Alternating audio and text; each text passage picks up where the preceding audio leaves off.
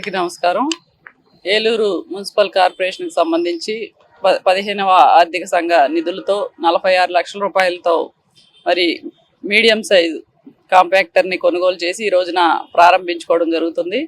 ఏదైతే మరి పారిశుద్ధ్య పనులను మెరుగుపరిచే చర్యల్లో భాగంగా ఏదైతే అవసరమైనటువంటి వాహనాలు కానివ్వండి, ట్రాక్టర్స్ కానివ్వండి, కాంపాక్టర్స్ కానీ ఇవన్నీ కూడా కొనుగోలు చేయడం జరుగుతుంది.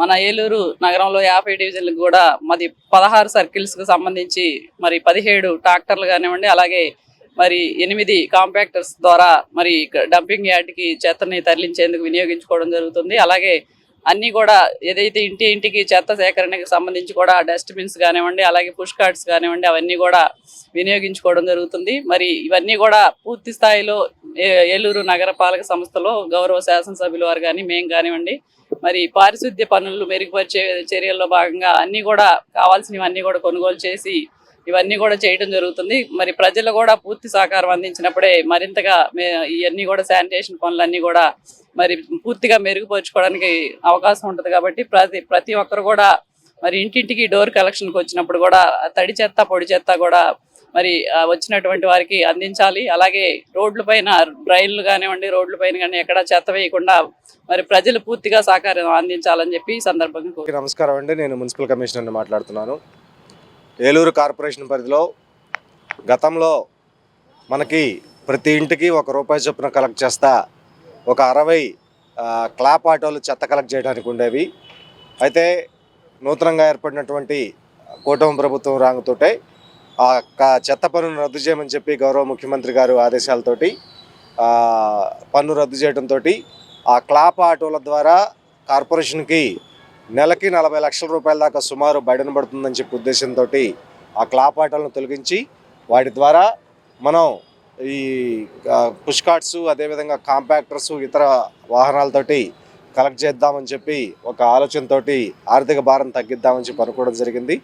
ఇప్పటికీ దాదాపు మున్సిపల్ కార్పొరేషన్లో 103 మెట్రిక్ టన్నులు చెత్త ఉత్పత్తి అవుతూ ఉంటే ఇప్పటికి మన దగ్గర ఒక 4 పెద్ద కాంపాక్టర్లు ఉన్నాయి. ఈ 4 పెద్ద కాంపాక్టర్ల ద్వారా సుమారు ఒక్కొక్క కాంపాక్టరు 2 ట్రిప్పులు ఊళ్ళో వేసినా కానీ ఒక్కొక్కటి 10 మెట్రిక్ టన్నుల కెపాసిటీ 80 మెట్రిక్ టన్నులు అవే లిఫ్ట్ చేస్తాయి. అదేవిధంగా ఈరోజు ఓపెన్ చేసినటువంటి కొత్తది ఒక చిన్న కాంపాక్టర్, ఇది 6 మెట్రిక్ టన్నులు. ఇవి 4 ఉన్నాయి. ఇవి ఒక్కొక్కటి 2 ట్రిప్పులు వేసినా కానీ 12 4లు 48 మెట్రిక్ టన్నులు టౌన్లో వచ్చేటువంటి చెత్త మొత్తం కూడా ఈ కాంపాక్టర్ల ద్వారానే లిఫ్ట్ చేసేటువంటి కెపాసిటీ కార్పొరేషన్ కలిగి ఉంది. అదేవిధంగా రీసెంట్గా 15వ ఆర్థిక సంఘం నిధులతోటి మరొక కొత్తగా ఒక 15 ట్రాక్టర్లు కూడా కొనడానికి సమాయత్తమవుతూ ఉన్నాము.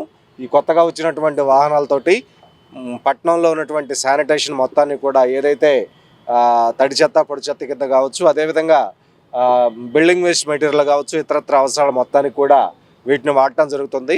అయితే అన్ఫార్చునేట్లీ ఎక్కువ ప్రాబ్లం వస్తుందల్లా కూడా ప్రధానంగా ఈ వీధి వ్యాపారస్తులు ఎవరైతే ఉన్నారో వీళ్ళు వాళ్ళ వ్యాపారం నిర్వహించుకొని తిరిగి వెళ్లే క్రమంలో ఎక్కువగా తంగిళ్ళమూడి సచివాలయం పక్కన, అదేవిధంగా ఊరి బయట ప్రాంతాల్లో డంప్ చేసి వెళ్తూ ఉన్నారు. దాంతో అదొక చాలా పెద్ద ప్రాబ్లంగా ఉంది. కాబట్టి వీధి వ్యాపారస్తుల మొత్తానికి కూడా దశల వారీగా మీటింగులు పెట్టి వాళ్ళ యొక్క ఉత్పత్తి చేసేటువంటి చెత్తని వాళ్ళే డిస్పోజ్ చేసే విధంగా చర్యలు తీసుకోవడం జరుగుతుంది.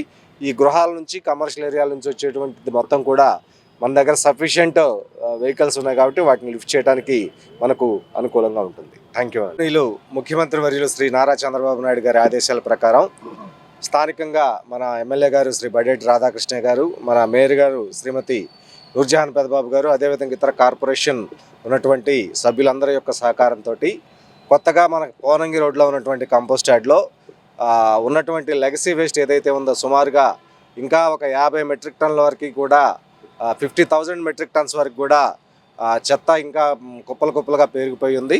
దాన్ని స్వచ్ఛాంధ్ర కార్పొరేషన్ ఎండీ గారిని, స్వచ్ఛాంధ్ర కార్పొరేషన్ చైర్మన్ గారిని రీసెంట్గా మన ఎమ్మెల్యే గారు, మేయర్ గారు మన కార్పొరేషన్కి ఆహ్వానించి ఒక మీటింగ్ పెట్టినటువంటి విషయం మీ అందరికీ తెలిసిందే. ఆ చైర్మన్ గారి యొక్క సహకారంతో రాబోయే 4-5 రోజుల్లో ఒక కొత్త ఏజెన్సీ ద్వారా ఈ పోనంగి కంపోస్ట్ యార్డ్లో ఉన్నటువంటి లెగసీ వేస్ట్ మొత్తాన్ని కూడా క్లీన్ చేయడానికి ఒక కొత్త ఏజెన్సీ వారు వస్తూ ఉన్నారు.